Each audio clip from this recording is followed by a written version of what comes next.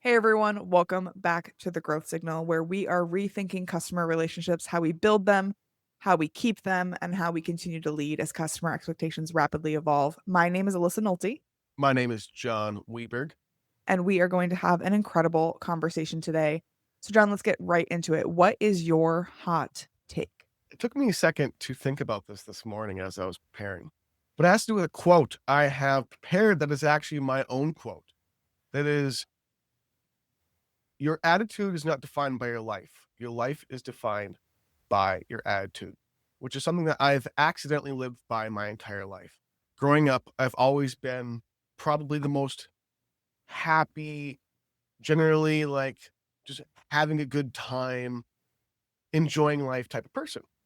And I realized that it's because of a mini superpower, I guess you could say I have, that I think a lot of people would live more fulfilling and enjoyable lives and enjoyable businesses and everything else is kind of affected by this.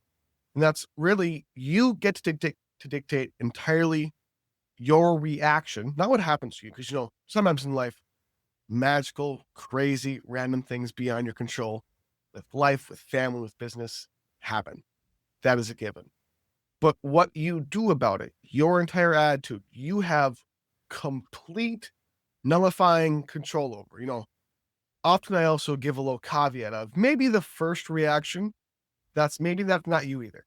But the bare minimum, the second reaction and anything beyond, you get to decide how you feel. And you can actually change how you feel about things that happen to you right now, that have happened to you in the past, and things that will happen to you in the future. And if you can actually do this, you can manage more of your life and get more accomplished and live a more filled life in so many different ways. I love that, and I think it's something that people need to constantly hear, even if this isn't the first time that you've heard, like, the idea Mhm, of, mhm, you can control the outcome, you can control your mhm, mhm, reaction, your attitude drives that forward. mhm, It is it is easy to forget, right? Like, I remember in high school, someone told me, like, "Well, you gotta fake it till you make it," and I didn't really understand that as a mhm, mhm. 18-year-old teenage girl, but, as a mid-30s something, now I do have to fake it till I make it. We were just talking on the show, I'm like, "I've got my Liquid IV and I've got my Right, pre-workout," right, and right, right, right. No, right? Like, totally. I've created this approach and this mindset to getting through and making sure that my attitude is the right thing to bring to the table. How have you seen that really play out in your life and your business? I think it's extremely important for managing stress and for managing when big deals don't work out and when things aren't going your way and when revenue in your business isn't going up and up and you aren't scaling and ads are getting more expensive and you name it. My approach then is not to freak out, not to panic, not to go, oh no, what are we gonna, it's pause, breathe, like literally everyone, the best thing you can do is literally pause, breathe. Those two steps save so much from happening. And then go, this situation, whatever it may be, what is the next thing I can do to immediately make it better? To immediately make something positive happen from it. So, especially in business, there's all types of things that go wrong all the time when you go on podcasts. Sometimes you can't hear the audio. Again, sometimes you're running ads. The ads literally overnight will double in cost, triple in cost for a lot of businesses. If you don't have a lot of liquid money available, that can immediately cease the growth of your business. So then what it drives you to often is having a results based mindset of, okay, well, ads have doubled in cost. Maybe our email marketing, we're hitting the spam folder. Okay, well, one, if costs are up, we can't control Facebook, but we can control how we downsell, how we resell, how we upsell our customers. We can control if we run a deal right now. Look, why don't we just run a new deal? We need some instant revenue right now. Costs are up. Summer's going on. In my experience, summer means for business generally, depending on the business you're in, for digital marketing, business is generally down because Right. people are, including myself, are out, you're about, you're swimming, you're going on cruises, you're going on vacation, you're doing stuff. So then you have to go, what can I do especially meaningful right now to make the situation just a bit better? Because I can't control what happened, but I control what I do about it entirely. Um, so that's been a lot of why I like and why I think this skill set is good to adapt and use is anything happens in business, anything happens in life, it gives you a little bit more, less stress, less anxiety, and more certainty in what your next move might be. And it's really hard to, right? Like, everything you're saying is right, and I agree with everything you're saying. Right. But, like, sometimes I'll find myself, I don't know about you, I will just find myself in, like, a spiral, and so I had this a couple of days ago, and it always, happens when I don't have enough going on, I feel like, when I can, like, sit down and be like, "Oh." Oh, entirely. Yeah, Yeah, yeah, and I'm yeah, like, yeah. I'm sitting there, so I had a moment, I think it was maybe even yesterday, Mhm, it feels like a lifetime ago, mhm. where I was like, "I'm just gonna sit on the couch for a little bit and just let the spiral happen," but once Right, I'm done, right. once I get off the couch, the spiral is done, right? Yep. And figuring out how do you get yourself out of that funk, because I feel like it's really easy to crash out, and Oh, if it is, you don't know how to get especially, back in, what do you do? yeah, it's very easy to crash out. So I think that the 2 things I try to do is, number 1, the first thing you said exactly precisely is staying busy. The same thing, if I get, like, if I actually have, like, a free schedule, that's kind of a bad thing. I'm like, Oh, 100%. because I'm so bad with free time. I'm a terrible human being with free time. it's Give like, me something to do. yeah, it's like, now what do I do? And then you're kinda left to your thoughts and not, like, working on or in the business mode. That's one thing is, often we're like, "Oh, I don't have enough time as a business owner to do things," or you name it. No, that's probably actually the least of your worries. You want to have a lot going on as much as possible, so you're constantly not able to go down that little spiral. Number 2, like, it is inevitable. Trust me, I think it was, like, probably about 2 or 3 weeks ago, just sitting here looking at the computer like, "What am I, wait a second. Why?" One, I'm like, I'm panicking. One, I'm like, "Why am I panicking? Why am I at all?" Like, nothing's a lot of times it's nothing's actually going on. It's just you in your head. Yeah. Um, is, I think, taking physical breaks.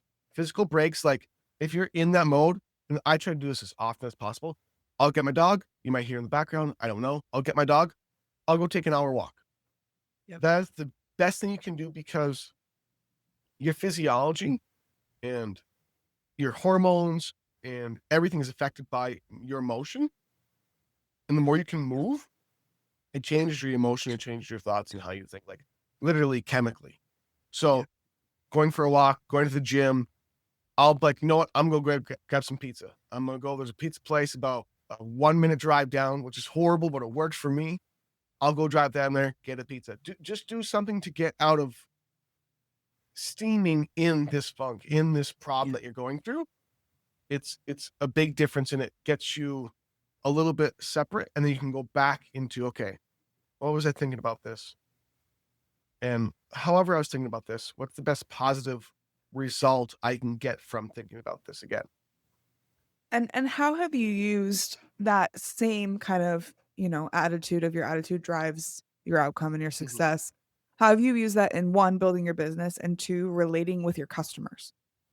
I think, number 1, in business, you have to keep it to maintain your ability to have deals go through. So I like to make large partnerships and big deals as much as possible, because in business, your ability to scale is equivalent to your ability to get large volume with as short of resources needed to make that large volume happen in the shortest time period. Literally, like, there's nothing better you can do than to make the biggest deal possible if you can make it work out.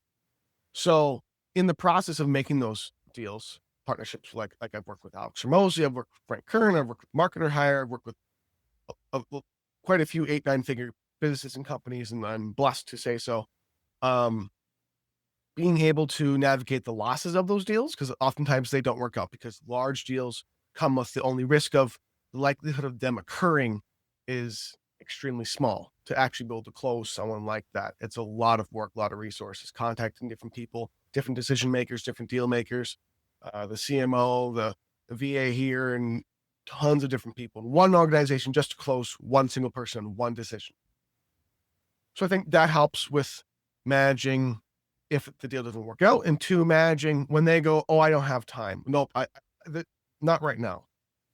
You can I always learn to restructure it as, well, the reason why you don't have time is because you don't have what I do for you in your business. So let's just take a few minutes, and you're always renegotiating and moving back to how you can work with, how you can manage the customer. That's kind of Right. what it leads to even from our own businesses is, for example, say there's chargebacks or refunds, you know, chargebacks and refunds in business are a big no, no, no, no. We hate them because Yeah, there I'm goes fighting one right now, for my very small business. I have a little, like, I'll call it a side hustle. It's mhm, something I do mhm, for friends, and mhm. it's like a nonprofit, and I basically just help them set up their credit card for their nonprofit, and Right. someone did a $90 chargeback, and I Like, have hey, to and I have to wait now 3 months while I fight with this random credit yeah. union in Illinois to be like, "Hey, this Hey, was a well, legit thing, like, you're hurting a charity," and what people don't realize is when you do a chargeback, there's a penalty on top of it, so not only are you taking the money from me, you're you're paying above. charging me another. You, So, you, like, I'm losing my mind over it, and it's one of those things where it's not that hard to dispute, 50-50 on whether I'll right, win right, the dispute, right. but I had to, like, psych myself up to go deal with this chargeback. It Like, is. It's like I don't even want to look at it. I I don't don't even want wanna think about it, and I reached out to the customer, I was like, "Did you mean to do this?" And now I have to, like, go through this whole process, but it's small things like that that I have to, like, legitimately psych myself up to do sometimes. Yep, yep, yep. And that is, I think, just unfortunately a part of the process where I'll like I get the same thing. Like I'll go look at them. I'm like, what? I'm like, I know what we do is like phenomenal. So I'm like, why did you even? Why would you? And also, Right, why didn't you talk to me? Like, you have my email, you have my phone number. We have amazing support. Why didn't you just contact me? right, We can work this out in so many different ways. So what I usually do then is one, of course, with chargebacks and anything like that. You have to make sure you submit every piece of communication, right. information, receipt, stack. I mean, that's why it was stack, stack, stack, stack, stack. Once you submit, you're done. It's a big Right. problem because if you get too many, then your payment processing goes. I started making customers reply to my email with the statement of like, "I authorized this purchase. I unintentionally did the chargeback. I'm Yep. happy to pay for it." Like, Yep. copy and paste this, put it in the email. Yep. Service terms, Yeah, conditions as well. Make them yeah. agree to that. That's all amazing. And then what I try to do afterwards, and this has actually led to a lot of business, regardless of the chargeback going in your favor, or regardless of it not going in your favor. And trust me, when it doesn't, oh, Mm, oh, you are livid. I get livid. My main thing is regardless of what they did, that's none of my business. It's only again my business, what I do and how I react. yeah, So often, for example, we sell traffic and leads. We do a bunch of different things, like consulting, etc. Let's say it's a traffic package for $97 a month. Someone purchased, they did a refund for a chargeback, you name it. I then will email them or contact them, usually text or call, saying, "Hey, I appreciate your business. Here's actually a list of leads. Here's some leads for you. I'm sorry you were not happy with my business, but here's some right. leads for you. I appreciate your business. Thank you so much. Here's also some texting scripts, some calling scripts." I overload with value and give as much to them as possible. Yeah, even though they not only 1, just left you, but 2, did a chargeback, which Yep. actually hurts your ability to process Hurts. future business. Yes. Yes. And the reason for it is because one, while it may not feel like it, it's the best thing you should and can do. Even though you're Yeah, like, screw this person. Hell no. Nah, I don't yeah. want to give them a thing. It's But really easy to crash out over that yep. situation, right? It can hurt Yep. you if you're a really small business. Yeah. Oh, totally. Totally. The only thing is you don't want to make the hurt worse. Right. You don't, and that's why I do that because then I did what's best in my heart. B, maybe they'll come back and buy later. We've got customers with us because of how you manage these small little things that end up being possibly long-term relationships because people stay on your email list, they see your ads, they see your content, your retargeting, all these things for months or possibly sometimes even years. In our case, sometimes even decades. We have had people who have bought from us every 2, 3, 5, 10 years. And it works out really well because we give such incredible customer service and giving and giving and giving. And even if they piss you off, even if are they're the worst customer you don't want to deal with ever. If I just love them, if I love them like crazy, they will probably remember that. Whether or not they're going to express it immediately, doesn't matter. But they're probably going to remember that. And that is usually what we hear. We've had people who've refunded or you name it, and they go, "Oh my God, thank you so much. I appreciate this. You guys are always the best. Like your ethics, what you do for us. This is like a thank you so much." Even though it's a bad interaction. So long-term brand building, long-term more customers down the line, let's say that someone else asks about that traffic. And they go, yeah, I refunded it, but they were really nice. And then they sent me a bunch of leads after and blah, blah, blah, blah, blah. And they did this and they sent me a whole course after. That's going to make someone think like, oh, no one in business does that, period. Right.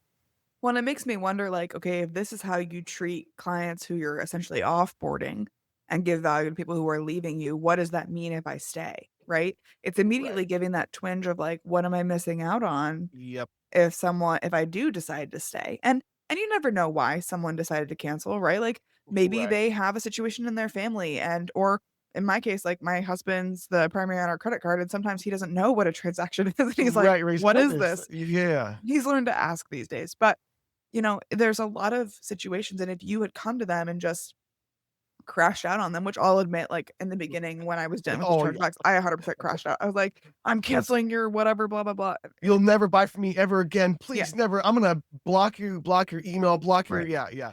But then you learn that things aren't always what you assume they are, and I think your point coming back to your hot take is that you control the outcome simply by controlling Yes. your reaction to it. And Yes. I think that's more true than just what affects you personally, because I assume you have a team Yes. that you work with.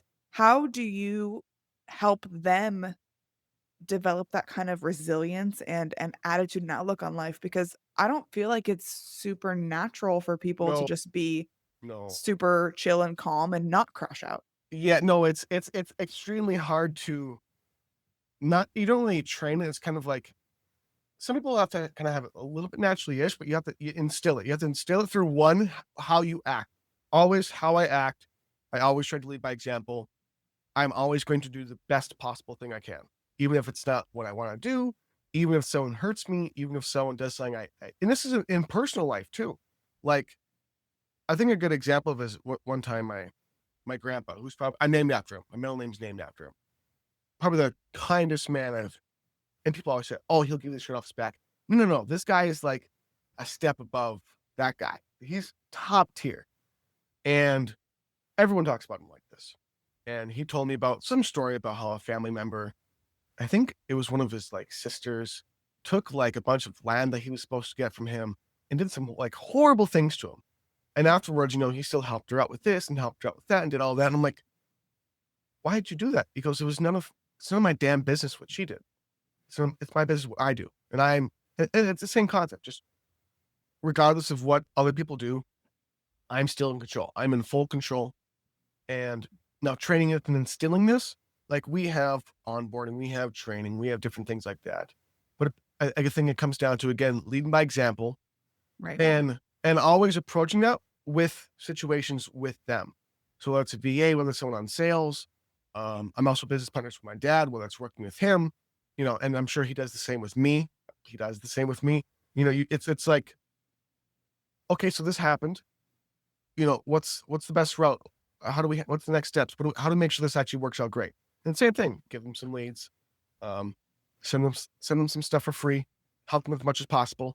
And it's doing that in sales as well. So like there's a big thing where some salespeople like never discount your sales, your service, your product, never discount it. Oh yeah, I've heard that about 100 times. I think that's the most ridiculous. I should have started with my hot take because I'm extremely passionate about that. Is the dumbest piece of business advice I've ever heard in my entire life. Here's why. Well, one, if you discount your product and service, I've heard that your customer won't respect you. Right, because if What? if you take a $30 product and make it 20, then they're gonna always want it for 20, right? That's what I always hear. When's the last time like you went to, let's say you go to Walmart and you spend $300, and this is a scenario, and someone said, "Oh, it's actually $250." Are you going to be upset? Are you going to be mad? Are No, you be No. pleasantly Yeah, surprised. you're gonna be like, "Oh, cool." Anytime I've ever gotten like a dealer discount or something, you go, "Oh, you actually get a heightened emotional response and dopamine, which would actually trigger you to appreciate that person or thing literally chemically more." Yeah. So, A. B,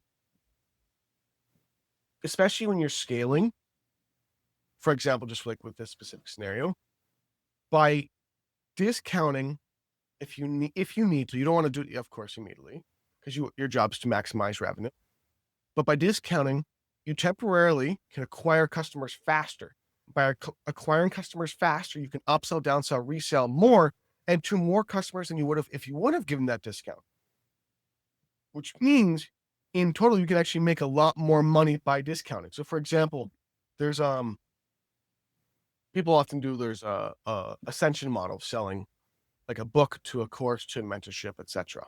Right. And Ladder, you some can, kind of ladder some situation. kind of, yeah, Mhm. and you can do a $5 book or a $10 book and a $27 book. And I kept seeing on these launches, these product launches that would happen again and again and again, that they kept decreasing the price of the book. And it's because, let's just say we spend $10,000 and your $27 book, you get, let's just say, 100 book buyers. But my $5 book, I get 150 book buyers. Well, your upfront revenue is obviously higher than mine, but I have 50 more people that I can downsell, resell, upsell to 2, 3 different higher ticket product and services. And the vast majority of the time, by having that discount, you're actually collecting way more in the back end, as long as you or someone on your team is upselling, downselling, reselling all those people, especially with phone number. You call them, you email them, and you retarget them. Oh, the conversions are crazy. I don't know where I was leading with that, but do that, people. Right. And I think that actually leads me into my next question. What do you think is the biggest blind spot leaders have when it comes to their customers? What are they missing? I think two things. One, deep care, deep, deep, deep, deep, deep, deep actual care. Because if you actually deeply care about your customers, like literally, what will happen is you will design the best process for them to go through.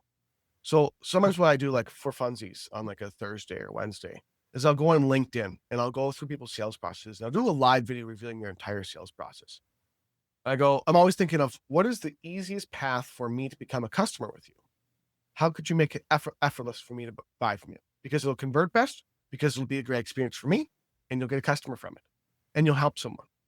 And I go through, and the vast majority of the time, it's like an agency that has a call booking process that's broken. When you book a page, book a call, you go to a thank you page that's thanks. We'll get back to you. That that's it. And you're like a marketing agency. This is your like Right. for someone like me who's like work with agencies, consult for agencies, etc. You lost me immediately. You don't have like a thank you video. You don't have like a thank you VSL. You don't have like a thank you. Here's how to market emails as important. Here's how to check them in your inbox, add this to your contacts. Here's how to do XYZ. I've seen some thank you videos or thank you pages with even like a downsell on it. Like, hey, book your call here. Here's where you can book a call. Here's where you can mark your emails as important. Here's where you can buy from us. So thinking through how I can care so much that I service the customer everywhere they need in back offices, product access, the product itself. You obsess over the entire customer experience from ad to actually using your product and service. Doing that deeply, you will find so many areas of, oh, if we did this, that would probably help a lot. Do that. Like spend time I can't go through every single example because there's so many that I go through, but it's so easy to make your customer experience better, which will raise conversion rates, make you more money, your customer a lot happier with you. There was a second part to your question, I believe. Uh, I'm like so down a rabbit hole of thinking about my own process now as you're talking about it that I actually lost Same. track because I'm a pre-revenue startup, right? So like we're just getting Mhm. started. Yep. And I'm sitting here going, okay, what does our onboarding even look like? And I'm like, well, it's not great right now because we need to have like the conversations. You have to book a Yep. call in order to purchase our software. But our goal is to make it that you can always do those things basically without having to necessarily talk to us if you don't want to, right? Right. Right. Right. Right, instant gratification. But my COO, one of the things that she loves to introduce herself with, and I would love to just like shout her out for this for a moment, is she always tells people when she first starts a consulting gig with them that her only goal is to be easy to work with. Yep. So she'll work in your project management software. She'll join your Slack channels or your however you like to communicate. If you want weekly emails, and she asks these questions and Right. straight Right. up says, "How can I work with Y- you?" Not Yep. the other way around. Yep. I think Yep. that's unfortunately kind of rare. It's very rare. The number of businesses I've worked with and the ability to contact them, get a hold of them have them have any response. Right. I think it comes with, I'm not sure what it is. I don't want to call it ego. I Um, think it's people design their experience for themselves and to make yeah, their lives easier rather than for their customers. yeah, which is a big problem. Which is a Like big problem. having to go through your ticketing system simply because that's the way you wanna have I don't want trackability and support tickets. visibility. I don't want support tickets. Right, I want as many support tickets as humanly possible, because that means I get to work or have someone on my team or my dad. Someone's going to yeah, handle the support right, and give such an incredible one-on-one experience that they're going to buy more stuff from us. Like, oh, right, we get emails all the time of people. Oh, should I get this? Oh, yeah, but maybe if you got, say this upsell instead, it would take care of X, Y, Z. I know I right, mentioned before because I actually talked and cared about you before. That would help you, right? Yes, it would. Great. Now they bought a couple $1,000 upsell just because of that. right, just because you treated them like people who you cared about and gave a shit about and called it a day. That should be default, no? You would think, but the number of people that I run into that design their process for their customer to be about themselves instead of the customer. And like I always tell people, you are the main character of your story. They are the main character of their story. But if you want their business, you have to learn how to become a pretty significant supporting character Yeah, to their yeah, main character moment. yeah. It's all in unison. And anything against that, you just conversions go down. The Yeah. business doesn't grow as fast. There's so many issues that can happen. Yeah. So, considering all of the incredible people you've had a chance to meet, that you follow, that you listen to, that you know or aspire to know, who is leading the charge? Who else should we be listening to? I would say John Crestani, a big shout out to John Crestani, who I both worked with and for and kind of as a peer. So John Crestani is in affiliate marketing. He does affiliate marketing coaching and consulting.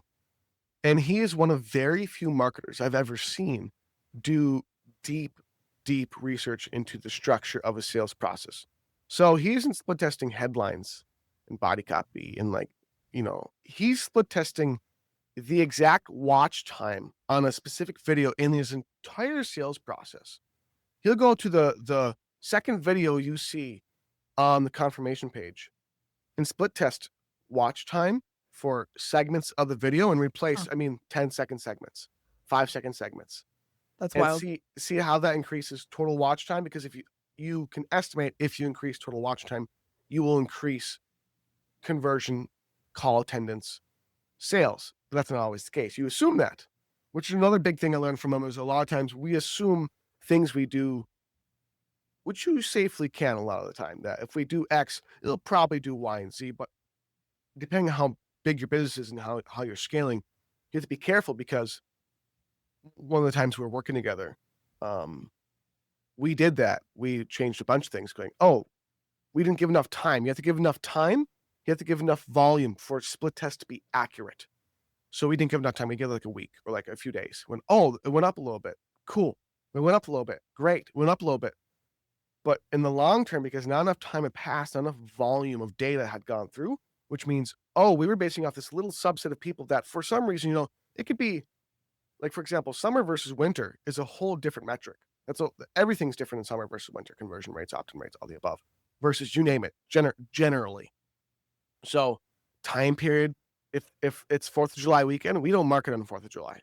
Unless you're doing like sales, like sales offers. Other than that, get offline. Get offline. Generally, go enjoy yourself, have fun, because people are out and about. That's what we're all Right. doing. Um, so yeah, I think his ability to do deep research we did so many different split tests. Like split tests is talked about. No one actually does split tests. Zero, zero, zero businesses I know do them.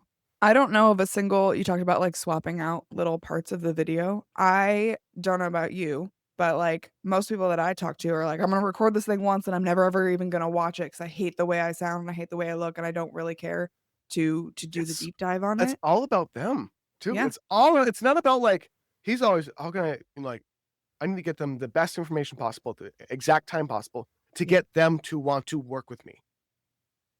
It's the whole different language system. yeah, You, them versus no, yeah, no, I don't like doing video. Well, if you're in business, get over it not wanting to do video right. because it's Welcome about your to time. the 21st century because it's a video first world, my friends. Yeah, yeah, yeah. So on that note, if someone is really connecting with you, if they wanna learn more, they wanna talk about your business, they want to just learn more from you, where can they find you online? I'd say go to profitabilize.com, which is my website. What we do is essentially we deep dive your lead generation to your follow up to your entire sales process. And we do something unique, and that is instantly scaling your business.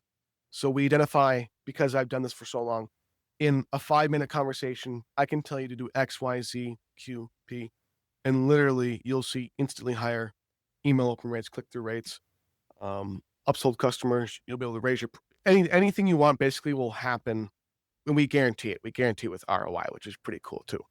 Um, so we do that, and then also if you want to follow me on YouTube, go to youtube.com/at Jon Weberg, and then just Google me. I'm kind of Googleable at this point, which I really like.